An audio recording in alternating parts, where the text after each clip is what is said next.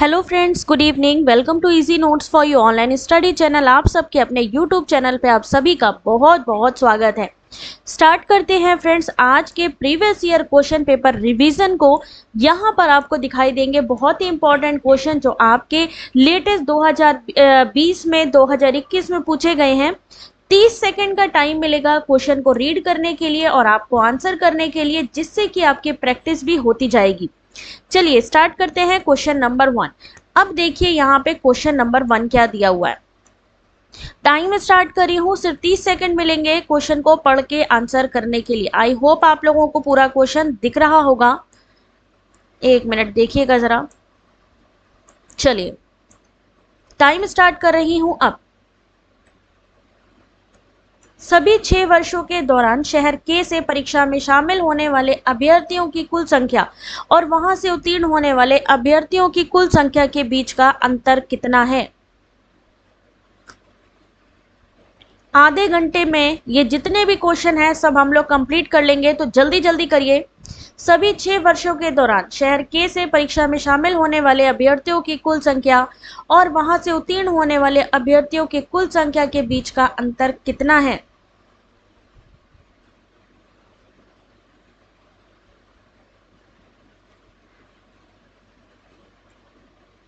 हर question के साथ explanation मिलेगा, तो यहां इसका सही आंसर क्या होगा।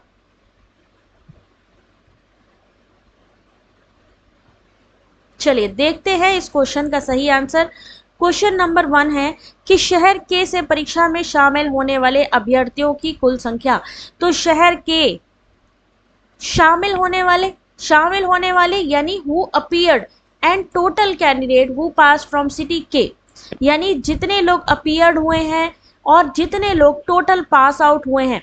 तो टोटल का पहले आप निकाल लीजिए। यहाँ पे जितने लोग परीक्षा में अपीयरिंग है यानी कि पूरा टोटल 782 से 850 पूरा निकलेगा कितना, 4730।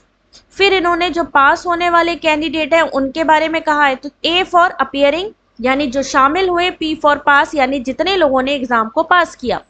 4730 लोगों ने एग्जाम दिया, यानी पहले ए को टोटल कर लीजिए, पी को टोटल कर लीजिए। ए के टोटल से पी के टोटल को माइनस करेंगे यानी अंतर बताएंगे, तो अंतर कितना आ जाएगा।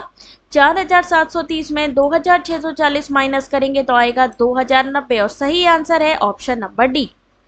क्वेश्चन नंबर 2, टाइम स्टार्ट हो रहा है अब।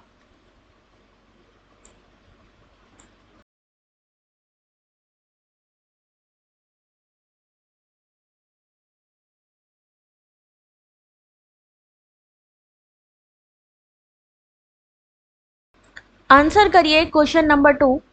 2015 के दौरान सभी 4 शहरों से उत्तीर्ण होने वाले अभ्यर्थियों की औसत संख्या कितनी है। 2015 कहाँ है, 2015 ये टोटल करिए, किसकी बात करिए, उत्तीर्ण होने वाले यानी कि पास्ट। पास का मतलब क्या होता है, उत्तीर्ण, यानी पास्ट आउट आपको निकालना है, यानी कि 472, 324, 480 और 840 को टोटल करिए और उनकी औसत संख्या बतानी है। 4 से जो भी इसका आंसर आए, किसका, 472 का, 324 का, 480 का, 840, उसको किससे डिवाइड कर देना है, 4, क्योंकि शहर कितने हैं, 4। आंसर देखिए क्या बताया था। 2005 में उत्तीर्ण हुए कितने हैं, 472, 324, 480 और 840। डिवाइड किससे करेंगे, 4 शहरों की बात करी है तो 4 से निकलेगा कितना, 529। आंसर सही होगा ऑप्शन नंबर बी, 529। ठीक है। क्वेश्चन नंबर 3, 2019 में किस शहर से परीक्षा में शामिल होने वाले अभ्यर्थियों में से उस परीक्षा में उत्तीर्ण होने वाले अभ्यर्थियों की संख्या की प्रतिशतता न्यूनतम है। टाइम स्टार्ट अब क्वेश्चन नंबर 3।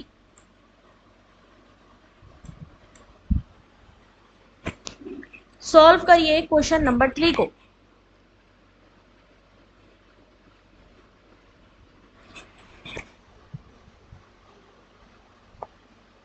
दो 2019 में जितने अभ्यर्थी पास हुए हैं, शामिल होने वाले अभ्यर्थियों से उस परीक्षा में उत्तीर्ण होने वाले अभ्यर्थियों की संख्या का प्रतिशत लोएस्ट है यानी कि मिनिमम है, न्यूनतम है?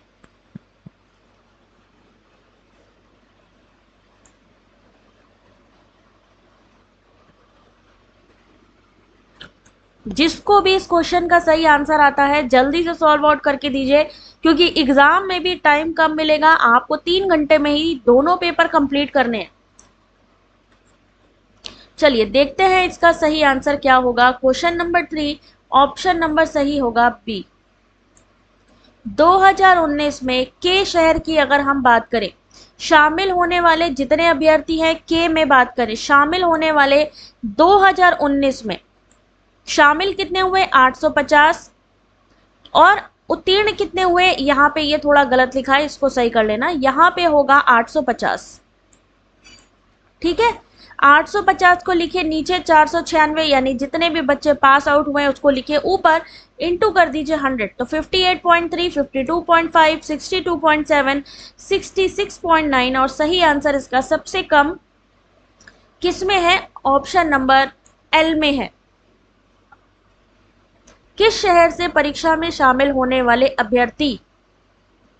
अभ्यर्थी उस परीक्षा में पास होने वाले अभ्यर्थियों की संख्या में न्यूनतम है, यानी जो पास हुए हैं उससे कम है। ठीक है, अब यहां पे क्वेश्चन नंबर 4, शहर के से वर्ष 2018 में उत्तीर्ण अभ्यर्थियों की संख्या वहां से वर्ष 2017 में उत्तीर्ण अभ्यर्थियों की संख्या से कितने प्रतिशत बढ़ी है? सिर्फ 30 सेकंड मिलेगा इस क्वेश्चन का।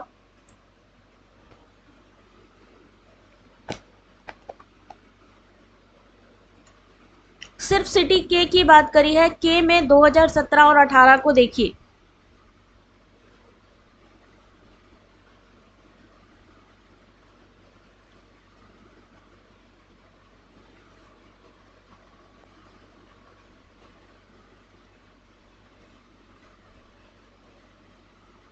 कितना टाइम बचा है? 15, 14, 13। टाइम बढ़ता जा रहा है, जल्दी से आंसर करिए।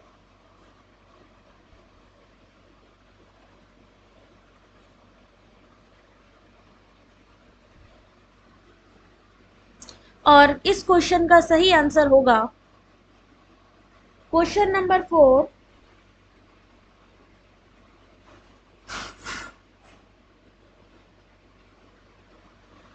सही आंसर है ऑप्शन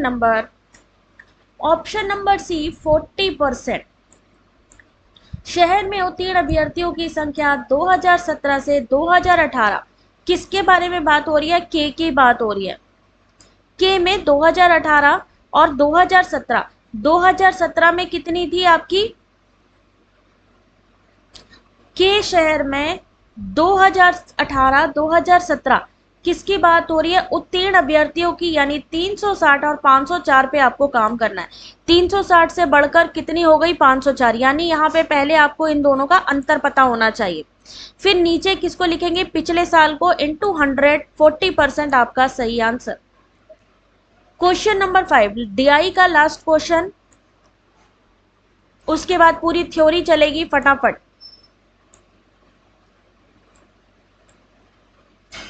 सभी 6 वर्षों के दौरान शहर एम से उत्तीर्ण होने वाले अभ्यर्थियों की कुल संख्या, उनमें जितने भी 6 वर्ष के दौरान शहर एम से परीक्षा में भाग लेने वाले अभ्यर्थियों का कुल कितना प्रतिशत है?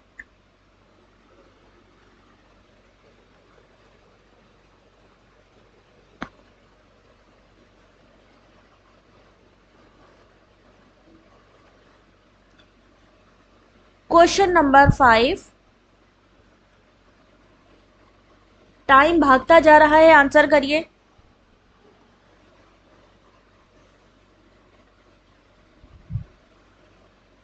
और इसका सही आंसर है ऑप्शन नंबर सी, 60%। सभी 6 वर्षों के दौरान शहर एम से उत्तीर्ण होने वाले अभ्यर्थी और परीक्षा में शामिल होने वाले कुल अभ्यर्थी, टोटल निकाल लीजिए, इंटू 100, निकलेगा कितना आपका? 60% आंसर। सही आंसर कितना होगा? 60%। चलिए क्वेश्चन नंबर 6, अधिगम का कौन सा सिद्धांत शिक्षण के मननात्मक स्तर का समर्थन करता है? 15 सेकंड मिलेंगे सिर्फ।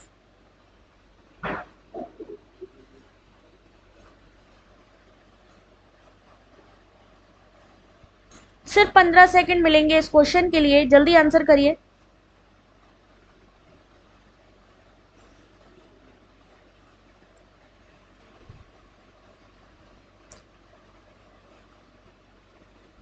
और इस क्वेश्चन का सही आंसर है option number D, cognitive field theory. Reflective level of teaching में क्या चीज आती है? आपकी संज्ञानात्मक क्षेत्र आता है। Option number D. Question number 7, इसके लिए मिलेंगे 30 सेकेंड। इसके लिए मिलेंगे जरूर आपको 30 सेकेंड।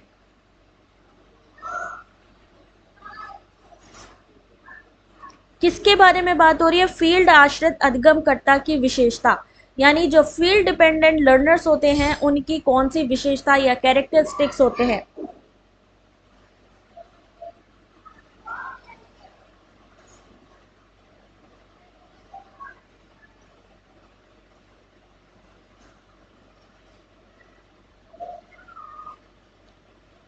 चलिए देखते हैं इसका आंसर, जल्दी आंसर करिएगा।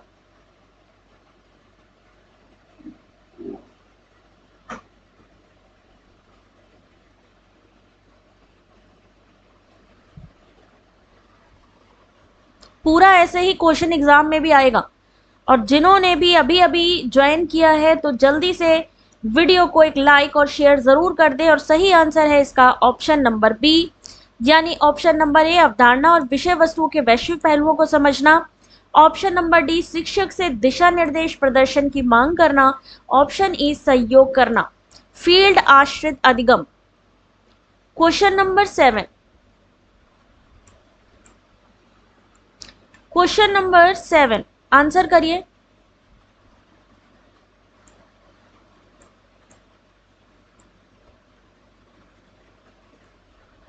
लेवल ऑफ टीचिंग, उसके मेन फीचर। ये वाला क्वेश्चन बार बार रिपीट होता है, याद रखिएगा।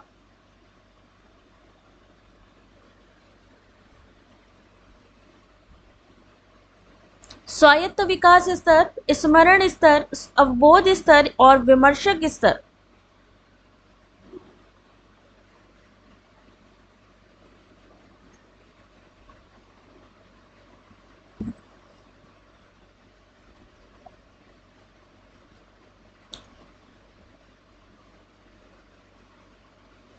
चलिए आंसर देखते हैं इसका सही क्या होगा। इसका सही आंसर ऑप्शन नंबर सी होगा। क्या होगा? ऑप्शन नंबर सी, यानी कि स्वायत्त विकास स्तर। यह विद्यार्थियों की भावनाओं के महत्व पर बल देता है और कठिन सोच के महत्व को कम करता है। स्मरण स्तर, यानी जिसे मेमोरी लेवल कहते हैं, तुलनात्मक रूप से विचारहीन होता है। अवबोध स्तर, सिद्धांतों और तथ्यों के बीच संबंध को बल देता है। विमर्शक, जिसको कि हाईएस्ट लेवल ऑफ टीचिंग कहते हैं, समस्या केंद्रित होता है। इसमें अधिगमकर्ता की अपेक्षाकृत अधिक सक्रिय भागीदारी, अधिक कल्पना और सृजनशीलता की जरूरत होती है। क्वेश्चन नंबर कितना था हमारा? 7 था ये। क्वेश्चन नंबर 8, अच्छा क्वेश्चन नंबर 8 था ये भाई। Question number 8, question number 9 answer करिए इस क्वेश्चन का 15 सेकेंड में।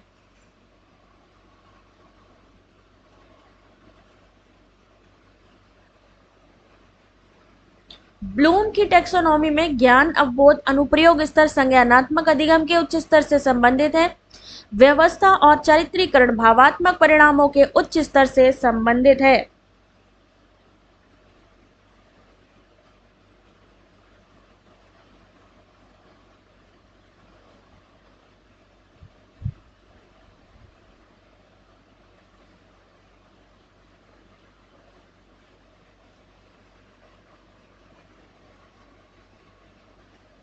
Question number 9,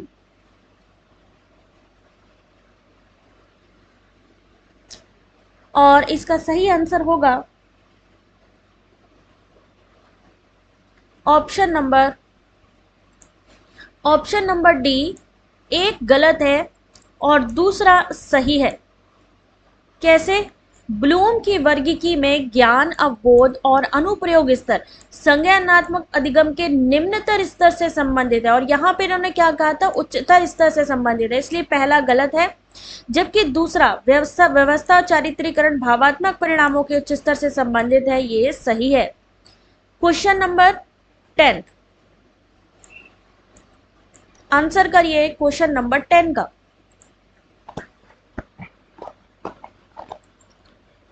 Formative assessment is process linked and directed at raising motivation and engagement level in learning. Reason is the purpose of formative assessment is to improve quality of learning outcomes.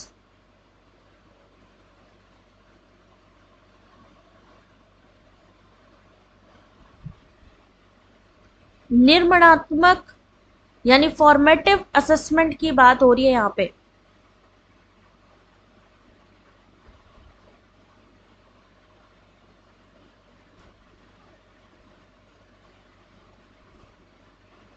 और इस question का सही answer होगा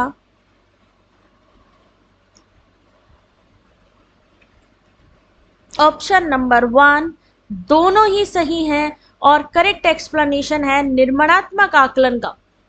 निर्माणात्मक आकलन प्रक्रिया है जो अधिगम से संबंधित है और उसमें प्रेरणा और कार्य स्तरों को बढ़ाने में निर्देशित होती है। निर्माणात्मक आकलन का प्रयोजन अधिगम परिणामों की गुणवत्ता में सुधार लाना है। एक्सप्लेनेशन आप लोग पढ़ लीजिएगा इस पीडीएफ में। क्वेश्चन नंबर 11, प्रयोजन कथन शोध प्रश्न परिमित और मापनीय परिकल्पना तैयार करना किस शोध प्रकार की विशेषता है? 15 सेकंड मिलने चाहिए इस क्वेश्चन के लिए, क्योंकि बहुत ज्यादा टफ नहीं है ये। 2021 का क्वेश्चन पेपर है ये, नवंबर 2021 का क्वेश्चन पेपर आप सॉल्व कर रहे हैं।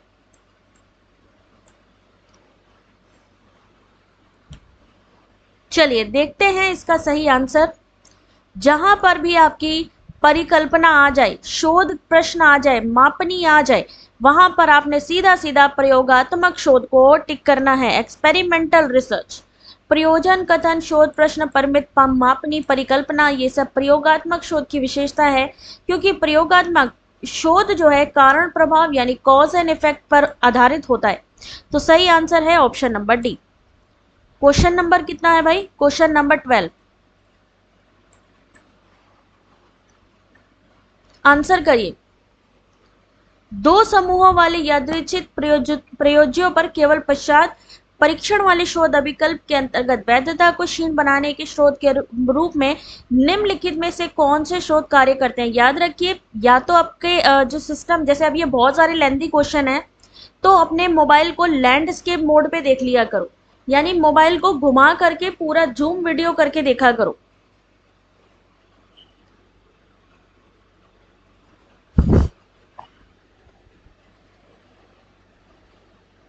In two group randomized subject post test only research design which of the following may be the source of jeopardizing validity?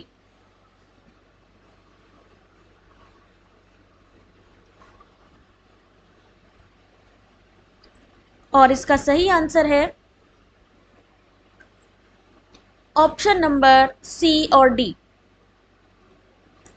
यानी कि चयन और स्वतंत्र चर के बीच अनन्य क्रिया, डी प्रतिक्रियाशील प्रयोगात्मक प्रक्रिया। Question number 12 option number C होगा। एक्सप्लेनेशन पढ़ लेना किस वजह से। क्वेश्चन नंबर 13, रिसर्च के स्टेप हर बार पूछे जाते हैं, इस बार भी पूछे जाने की पूरी पूरी संभावना है। Defining a research problem, hypothesis making, drawing research sample और हाइपोथेसिस टेस्टिंग।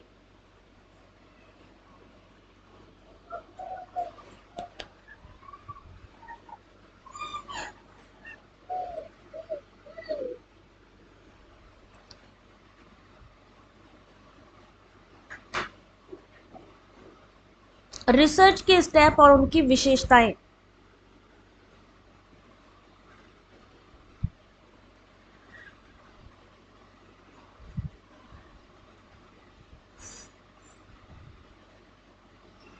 और इसका सही आंसर है ऑप्शन नंबर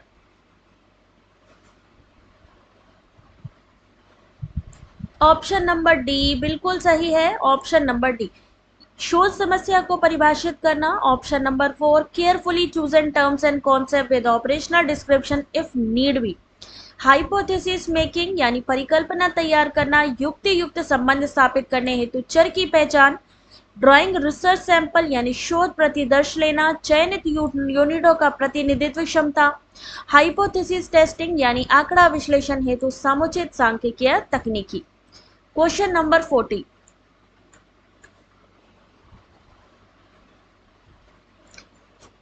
आई थिंक इसमें एक ही ऑप्शन, रुकिए रुकिए रुकिए रुकिए, इसमें ये वाले क्वेश्चन को ड्रॉप करना पड़ेगा क्योंकि ये क्वेश्चन पूरा नहीं है।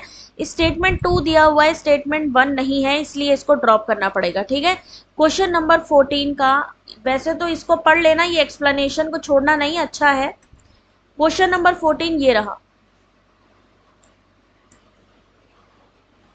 30 सेकेंड मिलेंगे इस क्वेश्चन के लिए। Format and style of referencing in thesis writing are enforced with a view to effect observance of formal protocol. Formal protocol ensure avoidance of deviation from norms and procedure of reporting research. बताइए जो reason दिया है, जो assertion है, सही है या नहीं।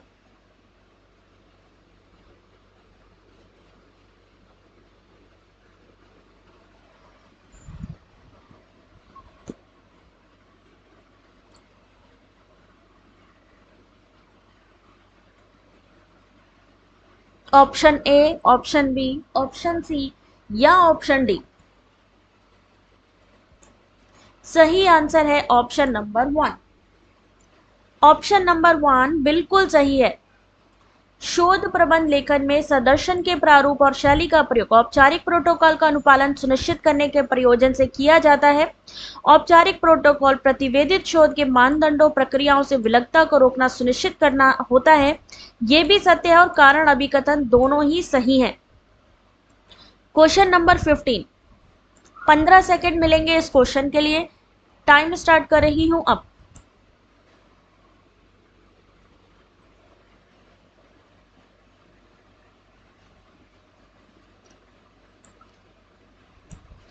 The least contributor to noise in communication system by the audience is। संप्रेषण प्रणाली में श्रोता द्वारा ध्वनि बाधा में सबसे कम सहयोगी कौन सा है।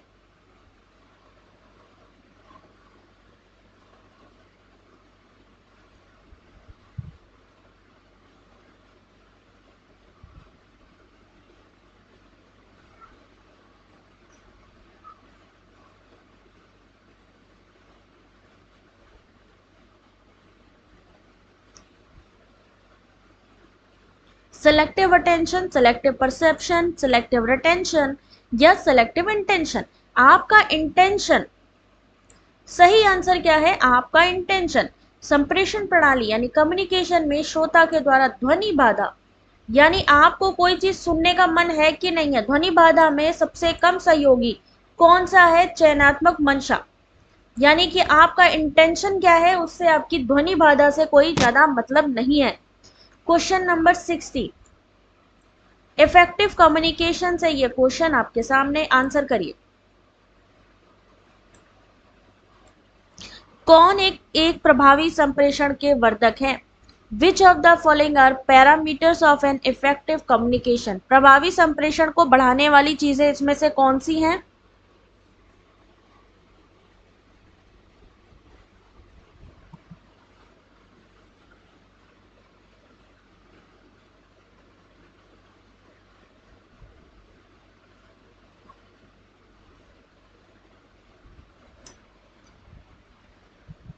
क्या आंसर होगा इसका।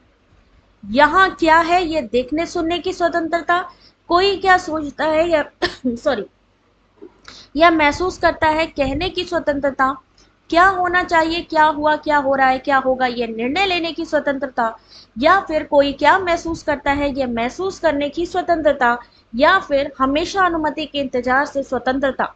सही आंसर है option number option number A इसका सही आंसर है, ए बी और डी, यानी कि देखने और सुनने की स्वतंत्रता। ऑप्शन नंबर बी कोई क्या सोचता महसूस करता है, कहने की स्वतंत्रता। ऑप्शन डी महसूस करने की स्वतंत्रता। क्वेश्चन नंबर 17, अपेक्षाकृत अधिक प्रभावी संप्रेषण तब होता है जब श्रोता और रिसीवर के बीच साम्यता हो। श्रोत और रिसीवर समान अर्थ लाने के लिए शब्दों की एक ही भाषा का प्रयोग करते हैं।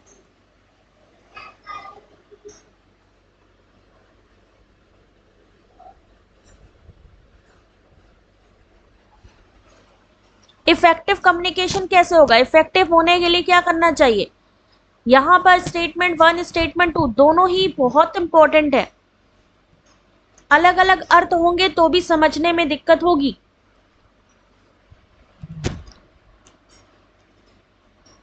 क्वेश्चन नंबर 17, अगर ध्यान से क्वेश्चन को पढ़ोगे तो समझ में आ जाएगा।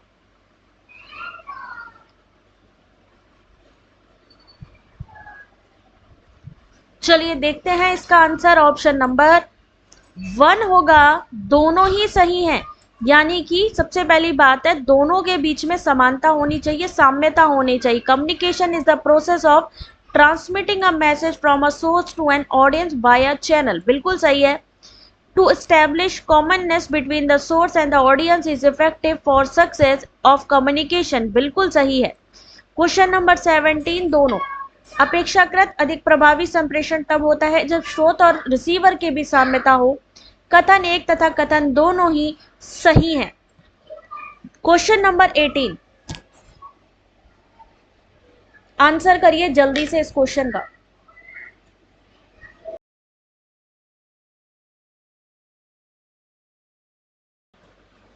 क्वेश्चन नंबर 18, तुष्टीकरण, आरोपण, आशोधन और ध्यान भंजन, उसकी विशेषता, यानी जो शैली दी गई है और उसकी विशेषता आपसे पूछी गई है। प्लेसेटिंग क्या चीज है, ब्लेमिंग क्या है, कंप्यूटिंग क्या है, डिस्ट्रैक्टिंग क्या चीज है। कॉमन सेंस वाली चीजें हैं इसमें।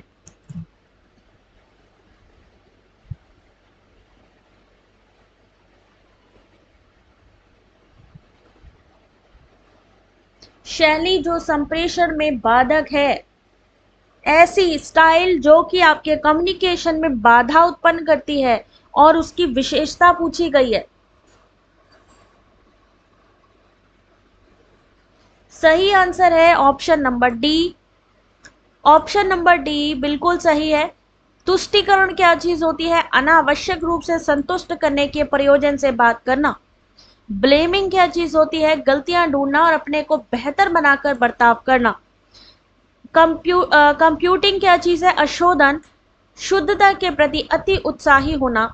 डिस्ट्रैक्ट करना, नेचुरल सी बात है, असंगत बातें करना। डूइंग और सेइंग व्हाट इज इररिलेवेंट, यानी जो मुद्दा नहीं है उस बारे में बात करना।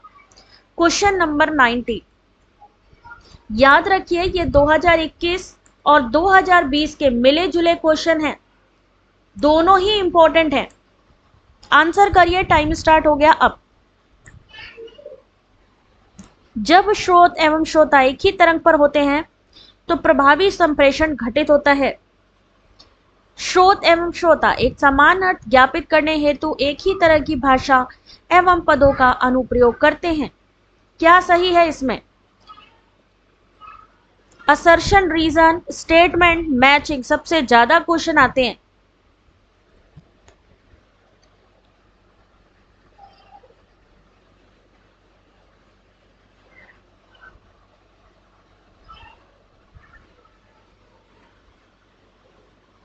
चलिए देखते हैं इस क्वेश्चन का आंसर। जब स्रोत एवं श्रोता एक ही तरंग पर होते हैं, यानी सेम सिचुएशन में है, तो क्या होगा? इफेक्टिव होगा कम्युनिकेशन, बिल्कुल सही बात है। अभी कथन सही है। तर्क दिया है या कारण दिया गया है कि स्रोत एवं श्रोता एक समान अर्थ ज्ञापित करने हेतु एक ही तरह की भाषा। सेम क्वेश्चन अभी यहाँ पर रिपीट हुआ, ये सेम चीज रिपीट हुई है, बस भाषा का थोड़ा अंतर है, अदरवाइज दोनों ही क्वेश्चन सेम है। इससे पहले का जो प्रीवियस क्वेश्चन है उसमें भी सेम चीज पूछी गई है। क्वेश्चन नंबर 20, 30 सेकंड में आंसर करिए। एक दुग्ध विक्रेता इस प्रयोजन से दूध में जल मिलाता है कि उसे जल मिश्रित दूध को शुद्ध दूध के लागत मूल्य पर बेचने से 25% का लाभ प्राप्त होगा। जल और दूध का अनुपात कितना है? क्वेश्चन का एक्सप्लेनेशन भी मिलेगा, इसलिए डोंट वरी होकर के क्वेश्चन के आंसर को करो। और अगर अभी तक वीडियो को लाइक शेयर सब्सक्राइब नहीं किया है तो जल्दी से कर दो। साथ ही थैंक्स भी कर सकते हो। अगर आपको हमारे वीडियो अच्छे लगे, आप देखेंगे लाइक बटन के साथ में एक और बटन बन के आता है और वो होता है थैंक्स का बटन। आप हमें थैंक्स भी कर सकते हो। चलिए देखते हैं इसका आंसर।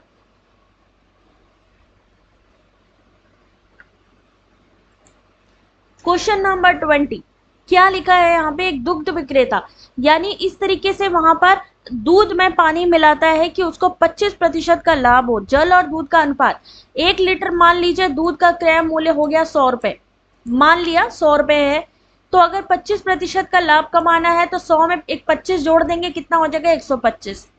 कितना निकाल लेंगे? 5/4। कैसे कैसे निकाल लेंगे? 5 से अब डिवाइड करके देख लो इसको, कितना आ जाएगा? 5/4। मिश्रण की मात्रा कितनी हो गई? 5/4। दूध की मात्रा हो गई 1 लीटर।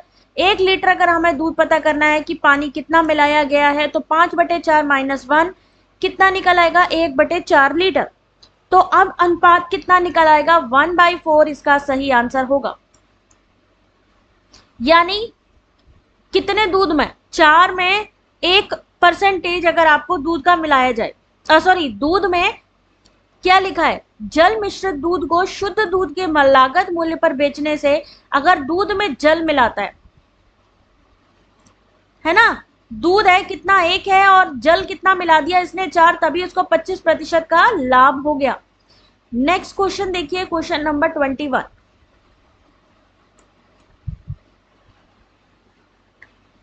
25% का लाभ चाहिए था उसको। 1500 की धनराशि पर दो अलग अलग स्रोतों से 3 सालों के लिए प्राप्त साधारण ब्याज का अंतर 13.50 है। 13.50 है, तो उनके ब्याज दरों का अंतर कितना होगा?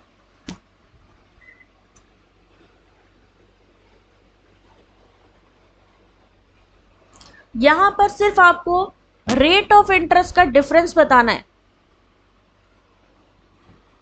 जल्दी सॉल्व करने के, कई लोगों के क्वेश्चन छूट रहे होंगे, मैं समझ सकती हूँ, लेकिन हमें तैयारी के लिए टाइम मैनेजमेंट भी रखना है।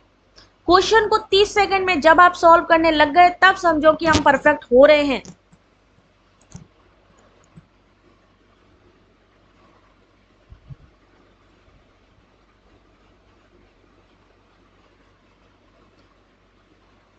जब आप हर क्वेश्चन को 30 सेकंड में सॉल्व करने लगो, तब समझो कि आपकी स्पीड अच्छी है।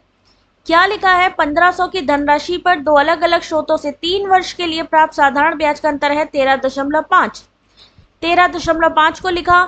1500 की राशि दो अलग अलग स्रोतों से 3 वर्ष लिख दिए। 1500 की राशि लिख दी, रेट हमें मालूम नहीं है, माइनस करना है, आपस में कितना निकल के आ जाएगा? 0.3%। सही आंसर है सी। इसका ये एक्सप्लेनेशन आपने सबने पढ़ना है। क्वेश्चन नंबर 22, ये सारे क्वेश्चन मैं करा चुकी हूँ प्लेलिस्ट में। जिन्होंने भी 2021 के क्वेश्चंस नहीं देखे हैं वो देख सकते हैं। ये सारे क्वेश्चन मेरे कराए हुए हैं। एक घड़ी 4:30 का समय दिखा रही है। यदि मिनट की सुई पूर्व दिशा की ओर इंगित करे तो घंटे की सुई किस दिशा को इंगित करेगी?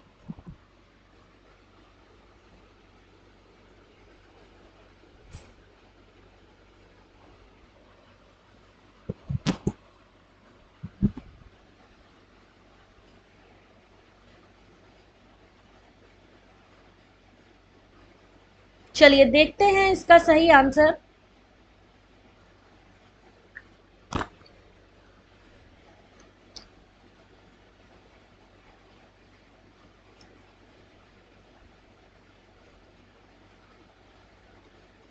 इसका सही आंसर है north east. Question number 22, north east, option number D. 4:30 का समय 4:30 दिखाएगा तो क्या हो जाएगा? यदि मिनट की सुई जो है, मिनट की सुई कौन सी है? ये सुई पूर्व दिशा की ओर दिखा रही हो तो घंटे की सुई किस दिशा को इंगित करेगी? अगर इसको आप 90 डिग्री वामवर्त में घुमाएं तो घंटे की सुई उत्तर पूर्व की ओर इंगित करेगी और सही आंसर होगा ऑप्शन नंबर डी। ये पीडीएफ एक्सप्लेनेशन के साथ वेबसाइट पर मैं अपलोड कर दूंगी, वीडियो के डिस्क्रिप्शन पे इसकी लिंक देख सकते हो। अरे ये वाला क्वेश्चन तो मैंने पहले ही आंसर कर दिया।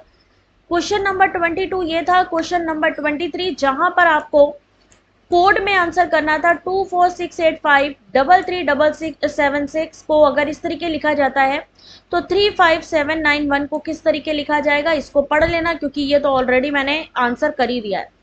24 ध्वनि शाश्वत है क्योंकि ये पैदा होती है कौन सा हेत्वाभास है? 15 सेकेंड इस क्वेश्चन के लिए।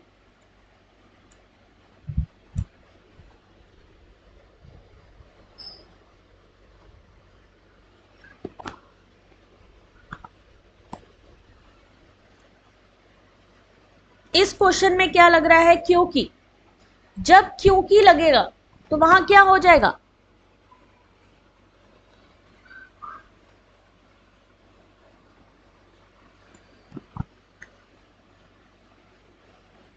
सही आंसर है ऑप्शन नंबर 1 विरुद्ध, कॉन्ट्राडिक्टरी रीजन होगा। और ऑप्शन यहाँ पर एक्सप्लेनेशन देखिए, न्याय के अनुसार तर्क ध्वनि शाश्वत है क्योंकि ये पैदा होती है, ये विरुद्ध हेत्वाभास है। विरुद्ध हेत्वाभास किसे कहते हैं?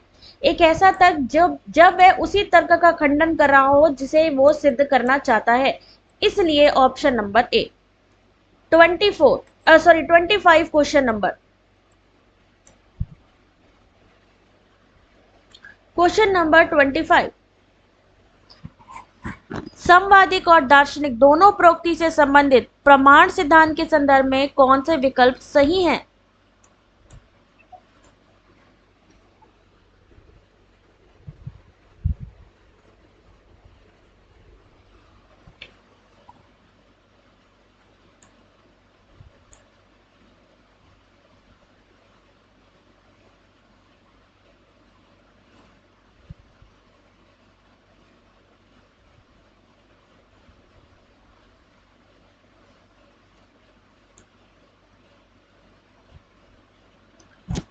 जल्दी करिए इस क्वेश्चन का आंसर।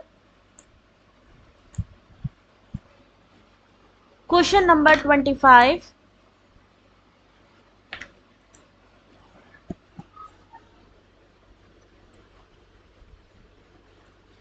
सही आंसर है option number C. A B C इसका सही आंसर है। यह अभिधारणा हेतु अपेक्षित आधार प्रदान करता है जिसकी कतिपय ज्ञान के साधन से अधिक पुष्टि होती है। उसके अलावा यह प्रस्तावित अभिधारणा का गहराई से विश्लेषण करने हेतु आवश्यक मंच प्रदान करता है। यह विश्लेषण से प्राप्त अवलोकन का अनुमान अथवा न्याय प्रयोग के रूप में सारांशित करने में समर्थ बनाता है। क्वेश्चन नंबर 26 आंसर करिए।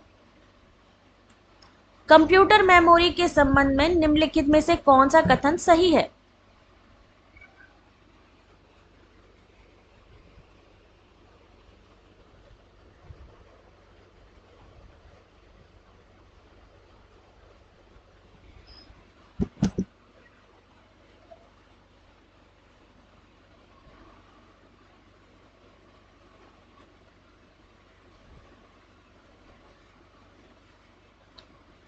कंप्यूटर मेमोरी के संबंध में इनमें से कौन सा कथन सही है? सेकेंडरी स्टोरेज प्राइमरी स्टोरेज की तुलना में धीमी, सस्ता और कम अस्थिर होती है। टेप ड्राइव सीधी पहुंच वाले उपकरण है। या फिर रैम के सर्वाधिक रूपों के कंटेंट अस्थिर यानी वोलाटाइल होते हैं, इस प्रकार में उन्हें दीर्घावधि डेटा स्टोरेज के लिए अनुपयुक्त बनाते हैं। सही आंसर है ऑप्शन नंबर सी। ए और सी सही है। ठीक है, ए और सी ऑप्शन सही है, यानी ऑप्शन नंबर सी सही है। ऑप्शन पढ़ लेना एक बार, ऑप्शन एक बार पढ़ लेना। क्वेश्चन नंबर 27 मैचिंग आईसीटी से सबसे ज्यादा पूछी जाती है।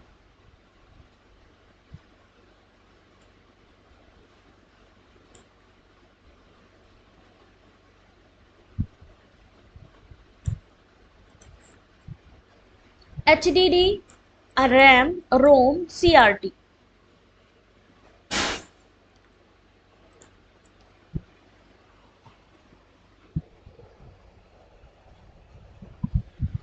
और इसका सही आंसर है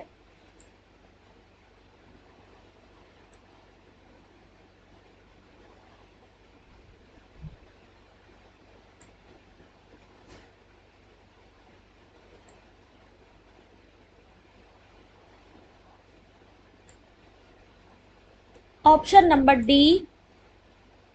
ऑप्शन नंबर डी सही है। एचडीडी क्या हो गया आपका? बाह्य मेमोरी। रैम क्या हो गया? अस्थिर मेमोरी। रोम क्या है? Non writable memory. और सीआरटी है display visual unit. Question number 27 option number क्या होगा? डी होगा, डी। 28,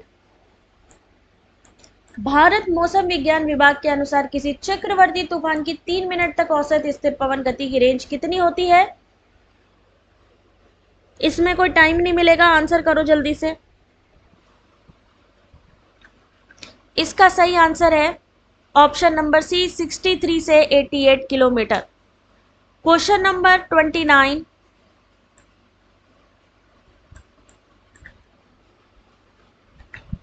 चलो जल्दी से इसका भी आंसर बता देते हैं, क्योंकि इसको पढ़ने में हो सकता है थोड़ा सा डिफिकल्टी लगे आप लोगों को। नवीकरणीय ऊर्जा स्रोतों से विद्युत उत्पादन करने में उसका पर्यावरण पर प्रतिकूल प्रभाव नहीं पड़ता है और नवीकरणीय ऊर्जा स्रोतों के दोहन से वायुमंडल में कार्बन डाइऑक्साइड का कोई शुद्ध उत्सर्जन नहीं होता है। सही आंसर है इसका ऑप्शन नंबर डी। पहला गलत है और दूसरा सही है। एक्सप्लेनेशन आप लोगों ने पढ़ लेने हैं क्वेश्चन नंबर 29, 30, क्वेश्चन नंबर 30। चलिए जल्दी से इसका आंसर करिए, खत्म करें क्लास, जल्दी करिए।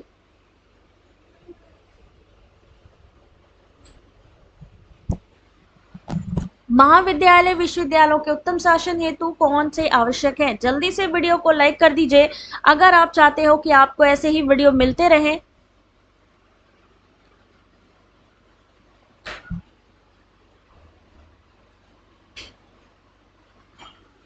Which of the following are essential for good governance of college and universities?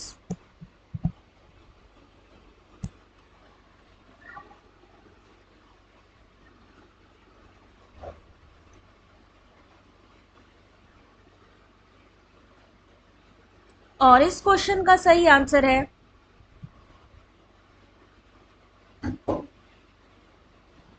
चलिए देखते हैं इसका सही आंसर। ऑप्शन नंबर 1 यानी academic autonomy. Option number C financial autonomy. Option number D administrative autonomy. A, C और D इसका सही answer है। क्वेश्चन नंबर 31, राष्ट्रीय शिक्षा दिवस प्रत्येक वर्ष निम्नलिखित में से किस तिथि को मनाया जाता है? बहुत आसान क्वेश्चन है, 15 सेकंड मिलेंगे सिर्फ इसके लिए। और जल्दी से वीडियो को लाइक कर दीजिए जिन्होंने भी अभी तक लाइक नहीं किया। अगर आप चाहते हो क्लास की पीडीएफ आप सबको मिले तो जल्दी से वीडियो को लाइक करिए, शेयर करिए और ज़्यादा से ज़्यादा लोग सब्सक्राइब करिए, क्योंकि ये फ्री क्लासेस हैं, फ्री पीडीएफ है। पीडीएफ की लिंक आपको वीडियो के डिस्क्रिप्शन पर मिल जाएगी, डिस्क्रिप्शन जरूर चेक कर लीजिए। और जो ना समझ में आए उसके लिए टेलीग्राम है, टेलीग्राम की लिंक भी वीडियो के डिस्क्रिप्शन पे है, ज्वाइन करिए। सही आंसर है ऑप्शन नंबर सी, 11 नवंबर। इस क्वेश्चन का सही आंसर है 11 नवंबर। राष्ट्रीय शिक्षा दिवस प्रत्येक 11 नवंबर को मनाया जाता है और इस दिन भारत के पहले शिक्षा मंत्री अबुल कलाम आजाद का जन्म हुआ था। सही आंसर है 11 नवंबर। तो आज की सेशन में 31 क्वेश्चन मैंने आप लोग को करवा दिए हैं। अब आपने अपना अपना स्कोर बताना है कि आज आपने कितने क्वेश्चन को सही किया, कितना सॉल्व किया। और जाने से पहले जिन्होंने भी अभी तक वीडियो को लाइक नहीं किया है जल्दी से लाइक कर लीजिए। अब मिलेंगे आपसे नेक्स्ट क्लास में जो कि कल होगी दोपहर में। तब तक के लिए thank you very much, God bless you, take care.